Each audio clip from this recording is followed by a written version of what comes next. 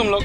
भाई साहब, हम मुसीबत में फंस गए। देखिए ना, इन्हें चोट भी लग गई है, हमारी मदद कर दीजिए प्लीज।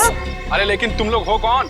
एक्चुअली वक्त के मारे शादी में जा रहे थे कि गाड़ी खराब हो गई और ऊपर से चोट भी लगी मुझे। क्या मदद कर सकता हूँ? एक फोन करना था, मेरे मोबाइल की बैटरी चली गई, सुबह जल्दी में चार्ज नहीं कर पाया ना, इसलिए एक फोन प्लीज प्लीज। भाई साहब प्लीज हमारी मदद कर दीजिए, एक फोन करने दीजिए प्लीज। ठीक है, अंदर आ जाओ। Thank you. घर में फर्स्ट एड बॉक्स है क्या? थोड़ा पट्टी बांध देते तो। हाँ, बैठिए, सब मिलेगा, बैठिए। Okay, thank you. यस। ओह, ये आपके पास पेन किलर है क्या? बहुत पेन हो रहा है। हाँ, वो भी मिलेगा। लीजिए, पहले आप पानी पीजिए। हाँ, या। मैं अपना मोबाइल और फर्स्ट एड बॉक्स लेकर आता हूँ, ठीक है? या।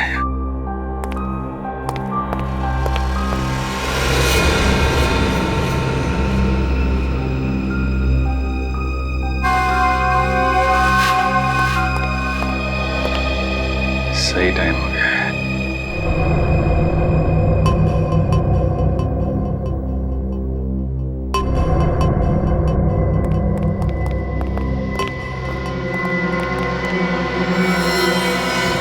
अरे ये बंदूक क्यों? तुम लोग भी बड़े बेवकूफ हो, मदद मांगना है वो भी हमारे पास। कौन हो तुम लोग? लुटेरे, या तो फिर यूं कह लो कि खूनी। 2 खून तो हम कर चुके हैं और अब 2 और करेंगे, वो भी तुम्हारा।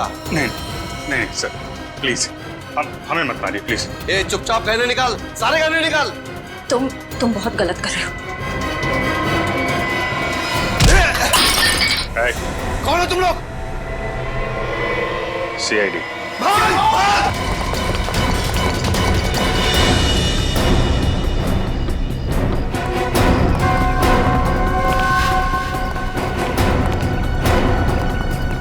CID के सामने से भागना इतना आसान नहीं, वो भी 2 खून करके। माफ कर दीजिए साहब, हमें साहब प्लीज साहब माफ कर दीजिए। माफी के लायक तुमने काम ही नहीं किया जो तुम्हें माफ कर दिया जाए। तुम तीनों के खिलाफ बहुत सारे सबूत है हमारे पास। लक्षिता और इंद्राणी का खून किया तुम लोगों ने। चलो, टाइम पूरा हो गया तुम्हारा, निकलो।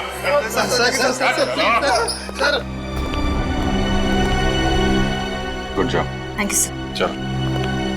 जैसे कि आप देख रहे हैं, हम फिलहाल CID ब्यूरो में हैं, वहाँ से लाइव रिपोर्टिंग कर रहे हैं। पहले की तरह इस बार भी CID ऑफिसरों ने खतरनाक लैंड माफिया, जी हाँ, लेडी डॉन लक्षिता और इंद्राणी के खूनियों को पकड़ लिया है। उन तीनों खूनियों का नाम है विशाल, शौनक और राहुल। आइए अब सुनते हैं SCP प्रद्युमन का क्या कहना है। लक्षिता और इंद्राणी, इन दोनों के खूनी पकड़े गए और उन्होंने अपना गुनाह कबूल भी किया है। मगर आप लोगों ने इन तीनों को इतनी जल्दी पकड़ा कैसे? कभी कभी सबूत और फोरेंसिक की जांच जब सही दिशा में हो तो खूनी को पकड़ने में ज्यादा देर नहीं लगती। सर, ये तो बहुत हाई प्रोफाइल केस है। इसमें 2 माफिया डॉन्स का मर्डर हुआ है। क्या आपको किसी प्रकार का प्रेशर फेस करना पड़ा? हाँ, कभी कभी प्रेशर तो होता ही है, मगर हमने सबूत भी ऐसे इकट्ठे किए कि उन्हें हम फांसी तक पहुंचा ही देंगे।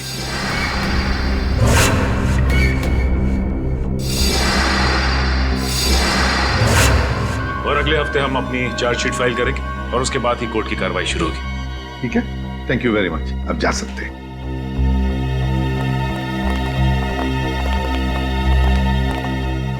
क्या हुआ दया? चुप क्यों? क्या परेशानी है? सर, पता नहीं क्यों मेरा दिल नहीं मानता कि ये तीनों खूनी हैं। क्या? क्यों?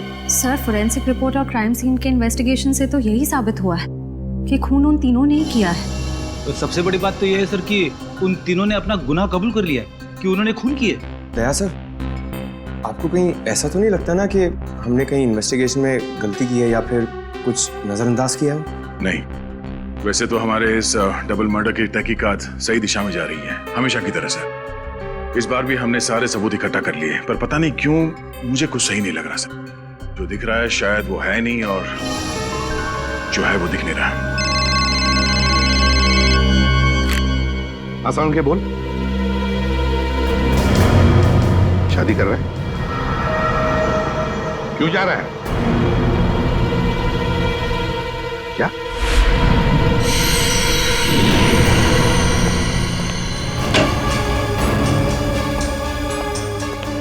वो क्या रहा है? हाँ?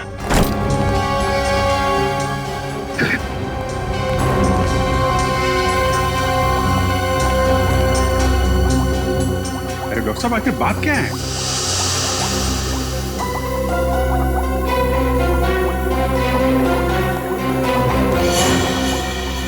सालों के साथ छुट्टी पर जा रहे हैं और वापस कब लौटेंगे कुछ नहीं पता। क्या? छुट्टी पर जा रहे हैं? तू छुट्टी ले कैसे सकता है? हाँ? अरे यार, इस पे इतना हाइपर होने की क्या जरूरत है? हाँ? मैं छुट्टी पे जा रहा हूँ क्योंकि मेरी तबीयत ठीक नहीं है और मैं अपने घर जा रहा हूँ छुट्टियां लेकर के। किसी दूसरी दुनिया में नहीं जा रहा हूँ, क्योंकि मुझे इस लैब में ये इन लाशों से, इस केमिकल सेक्शन से मेरी तबीयत खराब होती है। मैं थोड़े दिन आराम करना चाहता हूँ, बस इतनी सी बात है। बस इतनी सी बात है। ये कौन है? तुम कौन? सर, मैं इनकी पर्सनल नर्स हूँ। मेरा नाम मोनिका है। एक्चुअली इनकी ईसीजी रिपोर्ट्स बहुत खराब आई हैं, इसीलिए डॉक्टर ने इन्हें कंप्लीट रेस्ट करने के लिए बोला है। पागल हो गया तू? बता क्यों नहीं पहले तूने? क्या बताता? मुझे अब खुद पता चला है तो मैं तुम्हें पहले क्या बताता? लेकिन सालों के साथ तब तक फॉरेंसिक डिपार्टमेंट की जिम्मेदारी कौन संभालेगा?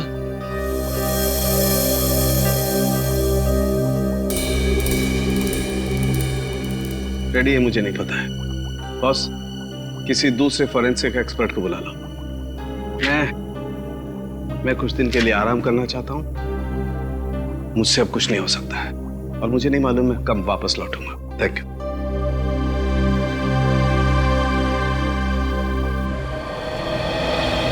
अच्छा हुआ आप लोग आ गए। बात क्या है तारिका?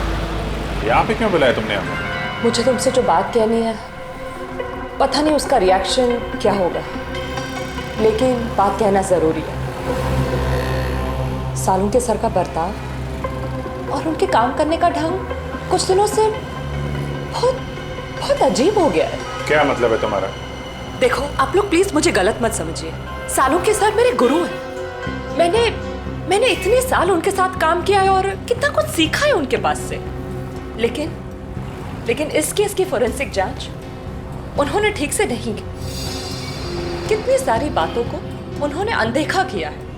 कितनी सारी चीजों का तो अभी तक उन्होंने ढंग से टेस्ट भी नहीं किया। तारिका, तुम समझ रही हो? तुम जो कह रही हो उसका क्या मतलब हो सकता है?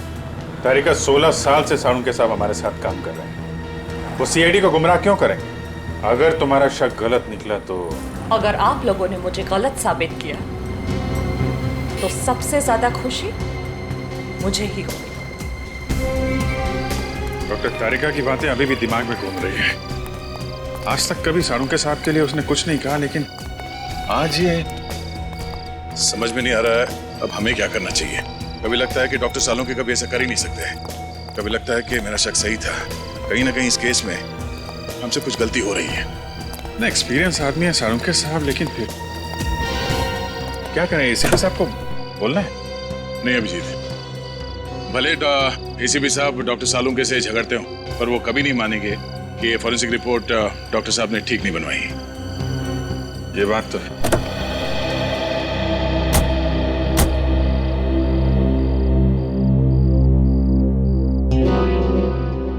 ये क्या है? मैं देख रहा हूं।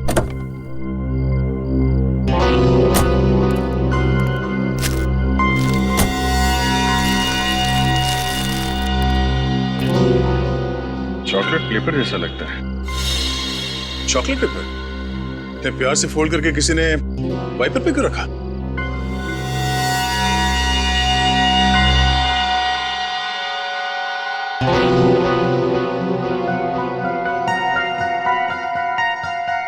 कुछ लिखा हुआ है इसमें, कहीं कोई मैसेज तो नहीं हो सकता है, पर क्या है पढ़ने में आ नहीं रहा। चल के देख।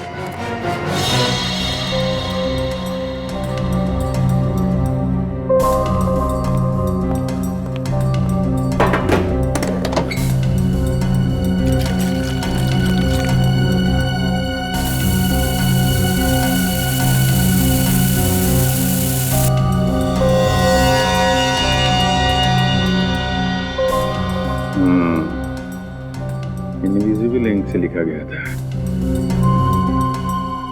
Hotel red central. Hotel red central?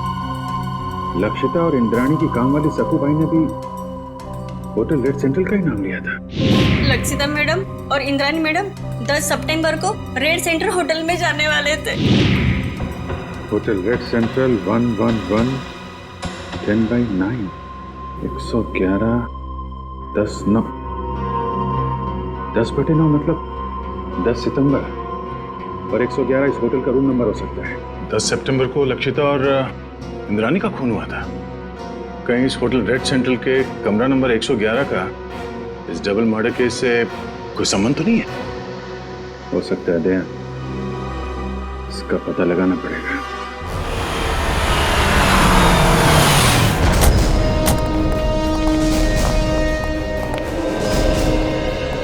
Hotel का मैनेजर कौन है? सर वो रहे। कैसा? 10 सितंबर को कमरा नंबर 111 में कौन ठहरा हुआ था? कोई नहीं, वहाँ कोई गेस्ट नहीं रुका। देख, झूठ मत बोल, समझा? सर मैं झूठ नहीं बोल रहा हूँ, वो तो हमारा स्टाफ रूम है। स्टाफ? जी, वो हमारे असिस्टेंट मैनेजर अंगद को दिया गया है। Angad, assistant manager? जरा इस अंगद को बुला। सर वो तो अभी यहाँ नहीं। उनकी डिटेल्स तो होंगी आपके पास? Yes sir, right.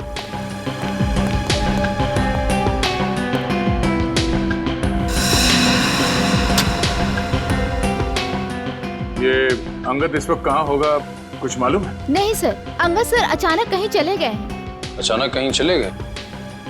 हाँ सर, 10 तारीख को शाम को 6:30 से 7 के बीच वो रूम की चाबी लेकर बाहर निकला और आते ही बोला कि उसे मुंबई से बाहर जाना है, उसे कुछ दिनों के लिए छुट्टी चाहिए। और कहाँ गया ये बता के नहीं गया? नहीं सर, इनफैक्ट वो अपना सामान लेने अपने रूम में भी नहीं आया। और उस दिन से उनका कमरा खोला भी नहीं गया है। तो आप खोलिए, हमें कमरा नंबर 111 की तलाशी लेनी है। पूरी राहुल, विशाल और शौनक, इन तीनों के खिलाफ चार्जशीट फाइल करने से पहले सब कुछ अच्छी तरह से दोबारा चेक करो। फोरेंसिक रिपोर्ट, गवाहों के बयान और फिर उन तीनों की स्टेटमेंट भी, जिसमें उन्होंने कबूल किया कि ये खून उन्होंने किए। हाँ सर, मैंने सारे पेपर्स इकट्ठे कर लिए। देखा सर वो दया का फोन आया था, थोड़ा लेट आ रहा है, कह रहा था कुछ जरूरी काम निपटाने उसे। अब इसमें एक बात समझ में नहीं आ रही है, आज इतने सालों से हम लोग एक साथ काम कर रहे हैं, लेकिन किसी भी इन्वेस्टिगेशन में दो राय नहीं हुई। मगर इसी केस में, पर्टिकुलरली इसी केस में, पता नहीं क्यों दया को यकीन क्यों नहीं होता। सर उसे लग रहा है कि तहकीकात में कुछ कमी रह गई है सर। क्यों ऐसे लग रहा है? सब कुछ तो ठीक ठाक है, सब कुछ ठीक ठाक है, समझ में नहीं आ रहा है क्यों? सारे ठोस सबूत है उनके खिलाफ, ठोस सबूत है उनके खिलाफ।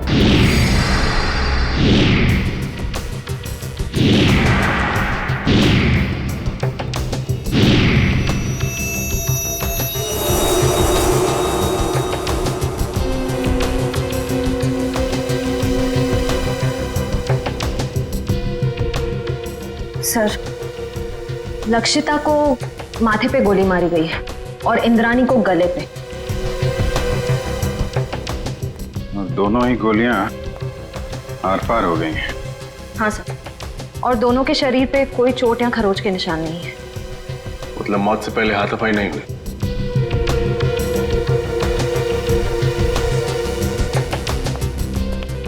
जब इन दोनों की मौत हुई तुम कहाँ थे? साहब आगे नाके पे पान की दुकान है, मैं वही पान खाने गया था साहब। ड्यूटी छोड़कर पान की दुकान के चक्कर लगाते हो? सब मेरी गलती है साहब। मैं जब वापस लौटा तो देखा वो तीनों खूनी भाग रहे थे साहब। तुमने खूनियों को भागते हुए देखा? हाँ साहब, लक्षिता मैडम और इंद्राणी मैडम के दुश्मन थे साहब। उनके हाथ में बंदूक भी थी साहब। कौन है दुश्मन उनका? सर वो विशाल, शौनक और राहुल।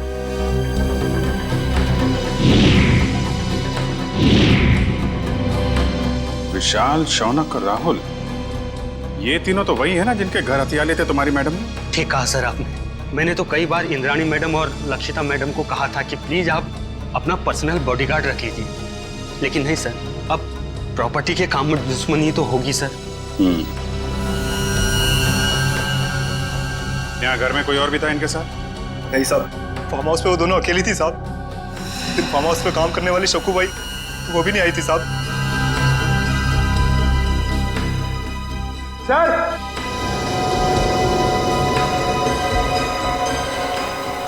हाँ पंकज। सर ये देखिए, यहाँ पे ये खून है और जूते जैसा कोई निशान बना है वहाँ पे। शायद खूनी का। हाँ पंकज। सर ये देखिए, यहाँ पे ये खून है और जूते जैसा कोई निशान बना है वहाँ पे। शायद खूनी का हो सकता है, लेकिन सर खून यहाँ पर कैसे है? हाँ सर, जब खूनी ने लक्षिता और इंद्राणी पे गोली चलाई तो वो लोग सोफे के आसपास बैठे हुए थे, तो खून वहाँ होना चाहिए था। खून यहाँ पे कैसे है? ठीक है ना, लेकिन ये भी हो सकता है कि उनको गोली मारने के बाद खूनी यहाँ से भाग रहे हों और कोई सीढ़ी पे लड़खड़ा के गिर गया, चोट लग गई और खून निकल आया। सही हो सकता है।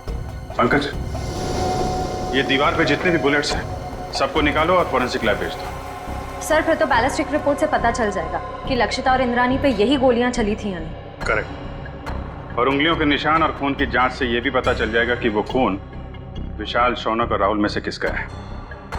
एक काम करो, जितने भी आई विटनेस है सबके स्टेटमेंट लो और तुषार से साइन करा लो। सर। रजत, सक्कू भाई को बुलवाओ, पूछताछ करो उससे। सचिन, विशाल, शौनक और राहुल तीनों की फोटोग्राफ सारे पुलिस स्टेशन में भेजो। सारे मोबाइल वैन और चेक नाके पे भी भेजो। तीनों बच के जाने नहीं चाहिए। सक्कू भाई, मैं तुमसे कुछ सवाल पूछूंगा, सब सच सच बताना। साहब, सक्कू भाई कभी झूठ नहीं बोलती। अच्छी बात है। आज तुमने लक्षिता मैडम और इंद्राणी मैडम के बर्ताव में कुछ अजीब पाया था? नहीं साहब। अच्छा, राहुल, शौनक और विशाल, इन तीनों का तुम्हारे मैडम के साथ कभी कोई झगड़ा हुआ था? नहीं साहब, मैंने कभी कोई झगड़ा नहीं देखा। तुम्हारी दोनों मैडम यही रहती? नहीं साहब, शनिवार रविवार को आराम करने के लिए वो फार्म हाउस आ जाते थे और सोमवार को चले जाते थे साहब। और कुछ याद है तुम्हें? हाँ साहब, लक्षिता मैडम और Indrani madam hotel red centre में जाने वाले थे।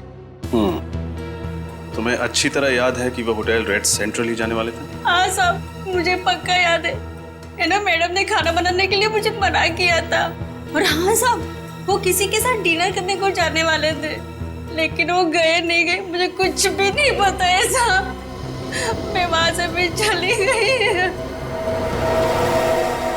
Hotel red central. इतने सारे सबूत मिले अभिजीत, उंगलियों के निशान, फिर वो गोलियां भी जिससे खून हुआ है, और फिर गवाहों के बयान भी। वही तो सर, उन तीनों के पास इंद्राणी और लक्षिता को मारने का कारण भी था, क्योंकि उन्होंने उन तीनों को बेघर किया था। यहाँ तक कि वॉचमैन ने भी उन्हें खून करके भागते हुए देखा था। और साळुंखे साहब ने भी बताया है, उन्हीं की गोलियों से मौत हुई है लक्षिता और इंद्राणी की। साळुंखे की रिपोर्ट कभी गलत नहीं होती, कभी गलत नहीं होती। लेकिन इस केस की फोरेंसिक जांच उन्होंने ठीक से नहीं की।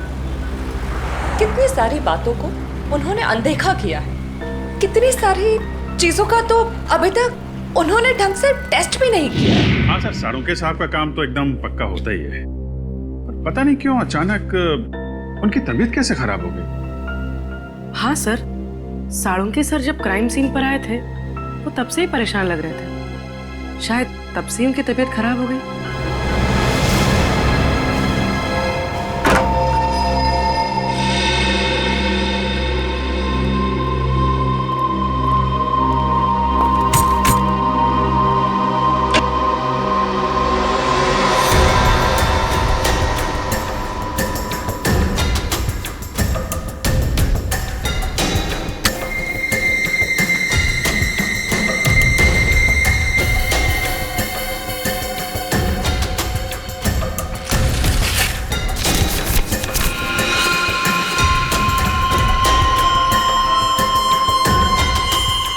ये तो ब्लड सैंपल कलेक्ट करने की बॉटल है।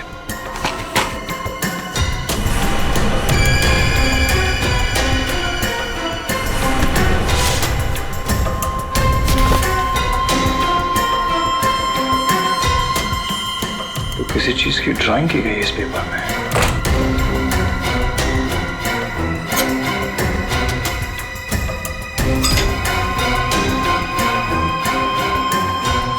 उंगलियों के निशान।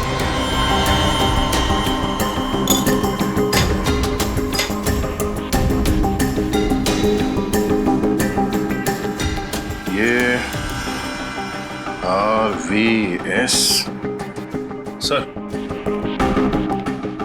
ये देखिए, लगता है कोई अलग अलग आदमियों के उंगलियों के निशान बना रहा था। मैनेजर साहब, क्या इस कमरे में अंदर के अलावा कोई और भी है? नहीं सर, वही रहता था। मेरा इस बेड में ये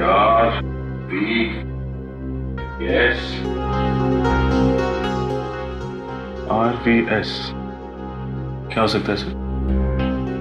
कहीं ये R से राहुल, S से शौनक और V से विशाल तो नहीं? सर लेकिन अंगद ने इन तीनों के फिंगरप्रिंट्स उठाए कहां से? पानी के गिलास पर से या फिर टेबल के ऊपर से?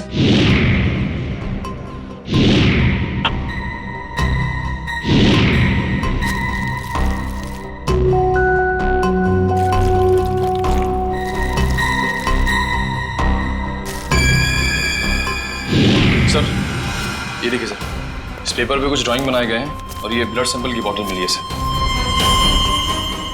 तो लगता है इंद्रानी और लक्षिता के मर्डर में ये संगत का हाथ है सर। एक काम करो, ये सारे सबूत और ये ब्लड स्लाइड्स इसे डॉक्टर तारिका के पास भेज दो। हमें इस अंगद को जल्द से जल्द ढूंढना होगा। बहुत बड़ा हाथ है उसका इस केस में।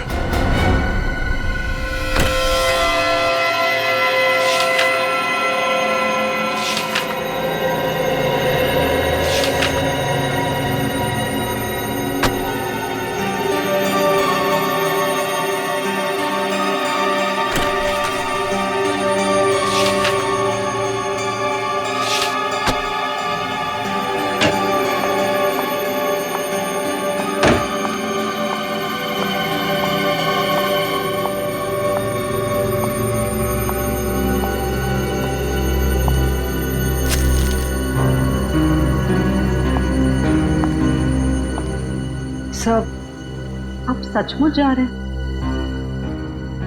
हाँ तारिका, मेरा काम खत्म हो गया है और अब ये forensic lab, chemical section, evidence room, इन सब की चाबी तुम संभालो। मैंने अपनी जरूरत के कुछ कागजात अपने साथ ले लिए। लेकिन सर आप ये पेपर्स और फाइल्स क्यों लेकर जा रहे हैं? आपकी तबीयत खराब है इसलिए आपने छुट्टी लिया ना, आराम करने के लिए? या फिर घर पे भी काम करने का इरादा है? नहीं नहीं, ऐसी बात नहीं तारिका। देखो, यहाँ का काम तो तुम संभाल लोगी, लेकिन भाई अगर कभी मुझे लैब की याद आई तो इन फाइल्स को देख करके अपना मन बहला लूंगा। सर आप ऐसे क्यों बात कर रहे हैं? आप वापस लौटने वाले ना ठीक होकर? हाँ यस जरूर। एनीवे, तुम मेरी चिंता छोड़ो, यहाँ मन लगा के काम करना। देखो अब तुम्हारी जिम्मेदारी ज्यादा बढ़ गई है। अब सर अब हमें चलना चाहिए, आपके खाने का भी वक्त हो रहा है और फिर आपको दवाई भी तो देनी है ना।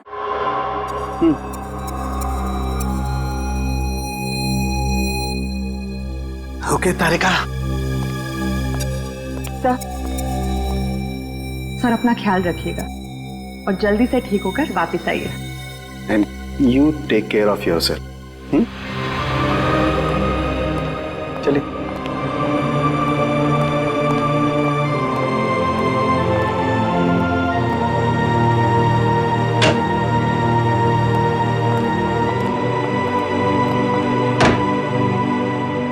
अंगद के कमरे से मिले सबूतों की जांच शुरू करनी पड़ेगी।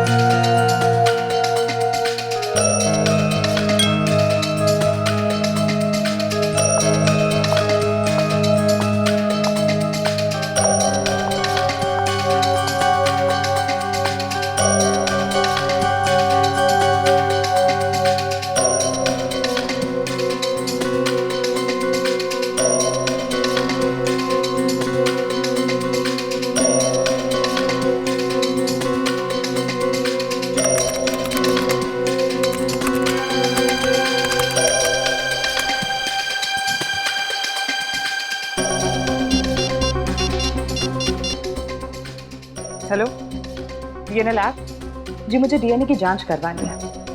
हाँ, स्लाइड और रेफरेंस फाइल दोनों भी रेडी है। डॉक्टर सालुंके एक्चुअली सालुंके साथ छुट्टी पे है और उनके जगह जो नए हेड ऑफ द डिपार्टमेंट आने वाले हैं उन्हें ज्वाइन करने में थोड़ा टाइम है, लेकिन मैं इस केस में बिल्कुल डिले नहीं कर सकती, इसलिए प्लीज़ आप रिपोर्ट जल्द से जल्द रेडी कर दीजिए। Okay, thank you very much.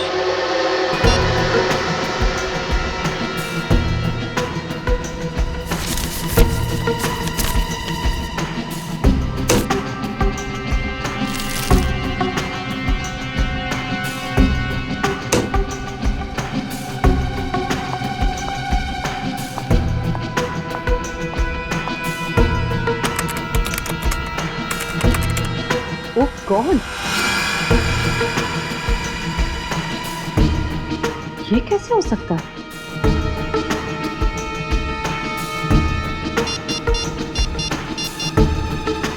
Hello,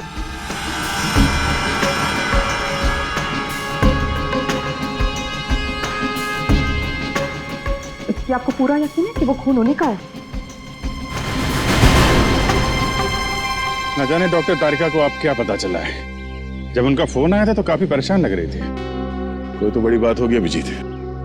मुझे लगता है लक्षिता और इंद्राणी के मर्डर केस को रीओपन करना चाहिए और नए सिरे से तहकीकात करनी चाहिए। हमारा शक सही निकला। फिंगरप्रिंट और डीएनए रिपोर्ट।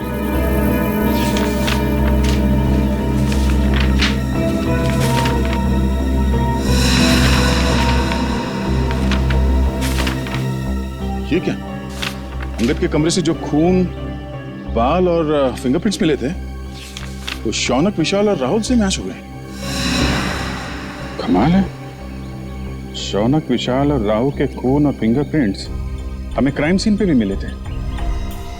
लक्षिता के पनवेल वाले फार्म हाउस पे, जहां पे उनकी लाशें मिली थी हमें। यही बात तो मेरी भी समझ में नहीं आ रही। अगर विशाल, शौनक और राहुल ने उन दोनों औरतों को उनके पनवेल वाले फार्म हाउस में मारा है, तो फिर उनके बाल, खून और फिंगरप्रिंट्स होटल रेड सेंट्रल के किसी स्टाफ रूम में कैसे आ गए? सर, राहुल, विशाल और मैं, हम तीनों हमारे गैर कानूनी सौदे के लिए होटल रेड सेंट्रल जाया करते थे। लेकिन सर, मैं कसम खा के कहता हूँ कि हम तीनों अंगद से कभी नहीं मिले। सर, मुझे तो ये भी नहीं पता कि मेरे उंगलियों के निशान अंगद के कमरे में आए कैसे। अंगद को पहले कभी मिले नहीं थे। रेडी, अंगद का फोटो दिखाओ। अब फोटो को देखकर बताओ, क्या तुमने इस आदमी को पहले कभी देखा है? जानते हो इसे? ये अंगद है, असिस्टेंट मैनेजर था रेड सेंट्रल होटल का। नहीं सर, हो सकता है कि आते जाते देख लिया हो, लेकिन सर मेरी इससे कभी कोई बातचीत नहीं हुई सर। हो सकता है तुम्हारे साथी विशाल और राहुल अंगद को जानते हो? नहीं सर, मैं दावे के साथ कह सकता हूँ कि राहुल और विशाल भी अंगद के लिए अजनबी है। शौनक, इस छोटी सी बोतल में हमें तुम्हारा खून मिला था। मेरा खून? हाँ, ये भी अंगद के होटल के कमरे से मिला था हमें। तुम्हारा ये खून वहां अंगद के कमरे में कैसे आया? मुझे नहीं पता सर। क्या पिछले 8-10 दिन में तुम्हें कोई चोट लगी थी जिसके कारण बहुत ज्यादा खून बहा? नहीं सर, ऐसा तो कुछ भी नहीं हुआ। तो फिर तुम्हारा एक खून इस बोतल में कैसे आया है? सर, कुछ दिन पहले मुझे एक एलर्जी अटैक आया था। उसका ब्लड टेस्ट कराने के लिए मैं हॉस्पिटल गया था। तो हो सकता है कि... कौन सा hospital? Sir, paradise health care hospital. Paradise health care hospital? हाँ हाँ सर। उस पैथोलॉजिस्ट का नाम पता है तुम्हें जिसने तुम्हारा खून लिया था? सर, नाम तो नहीं पता, लेकिन सर वो दिखने में थोड़ी सी सावली थी, बाल उसके घुंघराले थे। सर, वो हॉस्पिटल की जूनियर पैथोलॉजिस्ट थी सर। सर, मुझे तो लगता है कि शौनक और उसके साथियों ने ही लक्षिता और इंद्राणी का खून किया है और ये सब ड्रामा कर रहा है, नाटक कर रहा है। इसे ले जाओ, जाओ। चलो सर। सर, जब से ये केस रीओपन हुआ है तब से और उलझता जा रहा है। पहले किसी ने मेरी गाड़ी में उस चॉकलेट के पेपर पे होटल रेड सेंटर लिखा और उसी होटल के कमरे से ये अंगद गायब हो गया और उसके कमरे में से इन तीनों के बाल, फिंगरप्रिंट्स और खून मिले। और सर और क्या? सर समझ में नहीं आ रहा कैसे कहूं, आपको मेरी बात का यकीन होगा या नहीं। यकीन करूंगा या नहीं? साफ साफ बताओ दया। सर वो डॉक्टर तारिका को डॉक्टर सालुंके के बर्ताव पे कुछ परेशानी है सर। उसे लगता है कि पोस्टमार्टम और फॉरेंसिक जांच के दौरान वो कुछ परेशान से थे और उन्होंने ये सारे टेस्ट जल्दबाजी में किए थे। तुम सालुंके पर शक कर रहे हो दया? सर कुछ बात तो जरूर है। साफ साफ बताओ दया, बताओ बात क्या है? सर मुझे लगता है कि सेहत का तो सिर्फ बहाना है। क्या मतलब? सर मतलब डॉक्टर सालुंके का लैब में ना आने की असली वजह कहीं ये लक्षिता और इंद्रानी के डबल मर्डर केस तो नहीं है? अगर ये बात है दया तो सालुंके से मिलना पड़ेगा।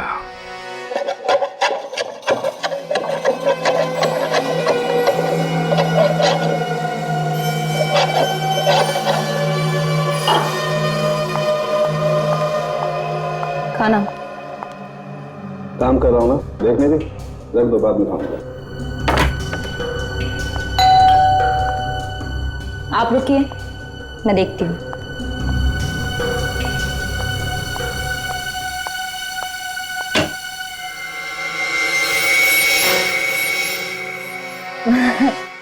सर हाँ आइए ना प्लीज। अरे प्रद्युमन, दया, अरे आप सब लोग यहाँ? हाँ, तू इतना चौंक क्यों गया हमें देखकर? नहीं मतलब आप सब लोग यहाँ मेरे घर पे इस वक्त किस लिए? हम ये पूछ रहे हैं कि आपकी तबीयत कैसी है। वैसे तो हम यहाँ फोन करके आना चाहते थे, पर आपका फोन कब से स्विच ऑफ आ रहा है। हाँ, वो बैटरी का प्रॉब्लम होगा। सर आपकी तबीयत कैसी है अब? मेरी तबीयत के बारे में छोड़ो, आप लोग ये बताओ कि आप लोग यहाँ पर किस लिए आए? क्यों, बस कुछ प्रॉब्लम हुई है? आसाम की प्रॉब्लम तो हुई है। हमारी इन्वेस्टिगेशन और तुम्हारे फोरेंसिक रिपोर्ट में कुछ गलती है। हाँ, गलती? हाँ, हो सकती है, गलती हो सकती है। गलती आपके इन्वेस्टिगेशन में हो सकती है, मेरी रिपोर्ट में कोई गलती नहीं हो सकती। मैं कभी कोई गलती नहीं करता हूं। कहीं आप मेरी 16 साल की काबिलियत पर शक तो नहीं कर रहे? सर प्लीज आप नाराज मत होइए, हमें बस लगा कि आपकी तबीयत खराब थी तो शायद गलती से आपसे कुछ चीजें नजरअंदाज हो गई हो, गलती से। डॉक्टर साहब, हम ये नहीं कह रहे कि आपने जानबूझ के कोई गलती की है। हमें बस इस बात की फिक्र है कि किसी बेगुनाह को सजा ना हो जाए। बेगुनाह को सजा नहीं होनी चाहिए। बेवकूफ नजर आता हूं मैं? मेरी शक्ल पर लिखा है कि मैं बेवकूफ हूं? क्या मतलब क्या आपका? 16 साल के बाद आप लोग मेरी काबिलियत पर, मेरी ईमानदारी पर शक कर रहे हैं। 16 साल मैंने ईमानदारी से काम किया और अब आप लोग घुमा घुमा करके ये कहना चाहते हैं कि सालुंके बेवकूफ है। इतना गुस्सा क्यों हो रहा है? मैं गुस्सा इसलिए हो रहा हूं बॉस, तुम ये कहना चाहते हो कि 16 साल के बाद सालुंके बेईमान है, उसने गलती की है, वो नाकाबिल है। ओके, अगर ऐसा है तो आप इंद्राणी और लक्षिता का पोस्टमार्टम दोबारा करवा लीजिए। That's it, बस। अरे सर, डॉक्टर साहब बात तो सुनिए। ये सालुंके साहब को हो क्या गया? उन्होंने एक बार भी नहीं पूछा कि हमें उनकी रिपोर्ट में कौन सी गलत बात लगती है? वही तो एक बार भी सालुंके ने नहीं पूछा कि रिपोर्ट में गलती क्या है।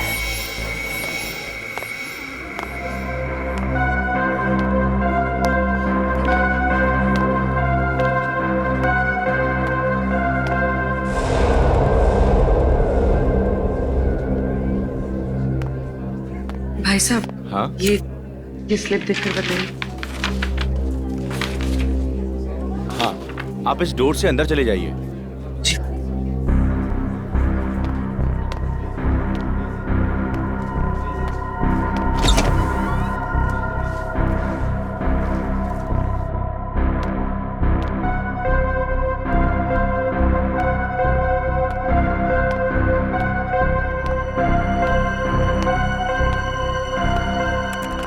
मैडम, ये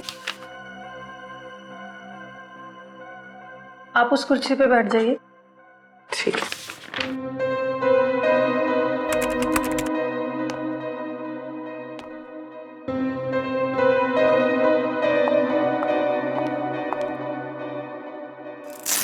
अपना हाथ दीजिए।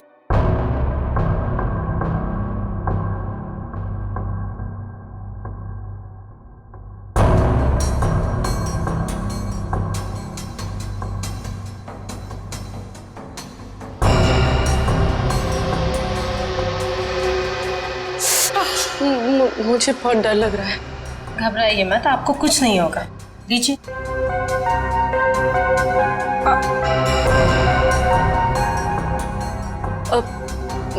मेरा एक दोस्त है, मुझे उसकी ब्लड रिपोर्ट पिकअप करनी है, तो मुझे उसकी रिपोर्ट मिलेगी? पेमेंट स्लिप है आपके पास? स्लिप तो नहीं लाई हूँ, लेकिन उसकी रिपोर्ट्स बहुत अर्जेंट है। वो बीमार है तो आ नहीं सकता। उसका नाम शौनक है। ठीक है, मैं चेक करके आपको बताती हूँ। लेकिन मैंने तो किसी शौनक की रिपोर्ट नहीं देखी, और अगर होती तो रिकॉर्ड में होती। आप यहीं पे रुकिए, मैं देख के बताती हूँ।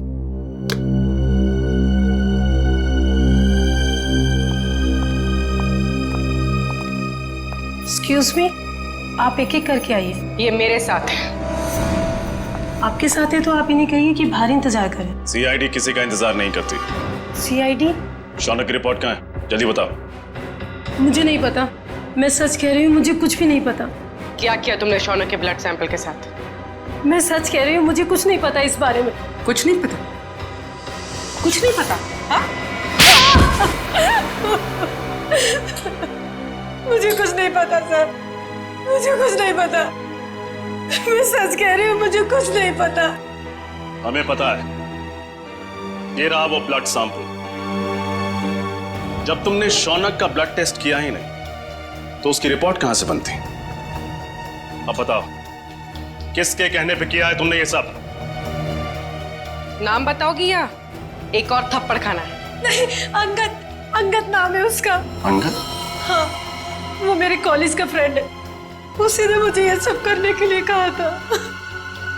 ये अंगद है कहाँ? मुझे कुछ नहीं पता, मैं सच कह रही हूँ, मुझे कुछ नहीं पता। अंगद ने तुम्हें बताया था कि उसे शौनक का खून किस लिए चाहिए? नहीं, लेकिन मैंने उसे फोन पे बात करते हुए सुना था। वो किसी से कह रहा था कि गाड़ी मोड़ वाली बेकरी के पास ले आओ। मैंने दोस्त समझ के उसका काम कर दिया और बिल्कुल भी सीरियसली नहीं लिया। बाद में मुझे भी शक हुआ कि वो इस खून का कुछ गलत इस्तेमाल करने वाला है। मैं सच कह रही हूँ। अंगद ने शौनक के खून का इस्तेमाल तो किया, लेकिन क्यों? तारिका, राहुल, विशाल और शौनक, ये तीनों खूनी अंगद को जानते तक नहीं थे। फिर भी उनके उंगलियों के निशान उसके होटल के कमरे में मिले। इसका मतलब है फोरेंसिक इन्वेस्टिगेशन में कोई ना कोई गलती हुई है। बस दोबारा पोस्टमार्टम करना पड़ेगा। आप क्या कह रहे हैं एसीपी सर? डॉक्टर सालुंखे ने तो बस गुस्से में दोबारा पोस्टमार्टम के बारे में कहा था, क्योंकि उन्हें लगा कि हम सब उन पर शक कर रहे हैं। तो शक की वजह है हमारे पास तारिका, शक की वजह है। बस पोस्टमार्टम करना पड़ेगा। लेकिन सर, डॉक्टर सालुंखे के बिना मेरा दोबारा पोस्टमार्टम करना सही होगा? तुम अकेली नहीं हो तारिका। दिल्ली ब्रांच से एक बहुत बड़े फॉरेंसिक एक्सपर्ट आ रहे हैं। जब तक डॉक्टर सालुंखे काम पर वापस नहीं आ जाते, doctor Sameer head of department की जिम्मेदारी संभालेंगे। मैं आ गया हूँ सर। आइए आइए doctor Sameer, welcome. Thank you sir. Doctor Sameer, ये है डॉक्टर तारिका। इस केस में आपको इनके साथ ही काम करना है। Hello doctor. Hello doctor Sameer, आपके बारे में मैंने बहुत सुना है। आपको तो जीनियस कहा जाता है। नो डॉक्टर तारिका, रियल जीनियस डॉक्टर सालुंखे हैं, जिनके साथ तुम इतने सालों से काम करती आई हो। ये तो मेरी खुशनसीबी है कि उनकी जगह मैं यहाँ कुछ दिन काम करूंगा। Sir I am little confused. मेरी समझ में नहीं आ रहा है कि ये दोबारा पोस्टमार्टम की जरूरत क्यों। डॉक्टर समीर, ये फैसला क्यों किया ये आपको पोस्टमार्टम करने पर ही पता चलेगा।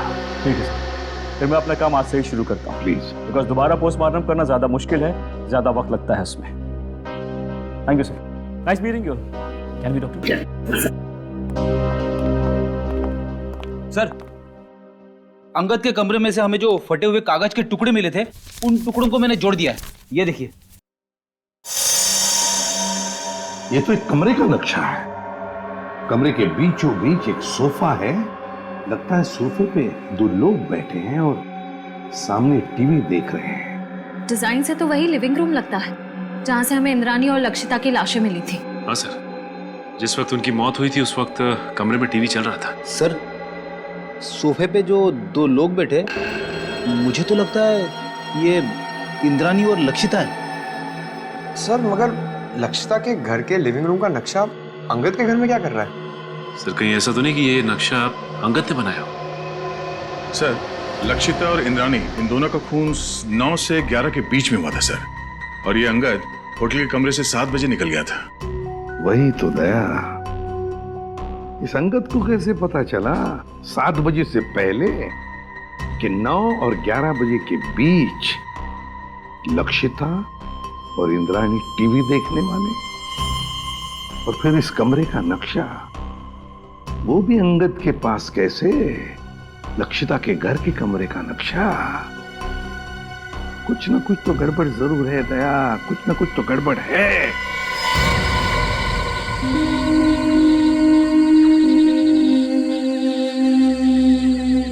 आप लोगों ने पुलिस बीट को फोन किया था? जी हाँ। क्या हुआ यहाँ पे? हम लोग यहाँ से जा रहे थे तो इस कार को इस हालत में देखा तो आपको फोन किया। आगे की सीट में एक आदमी है, शायद मर गया है।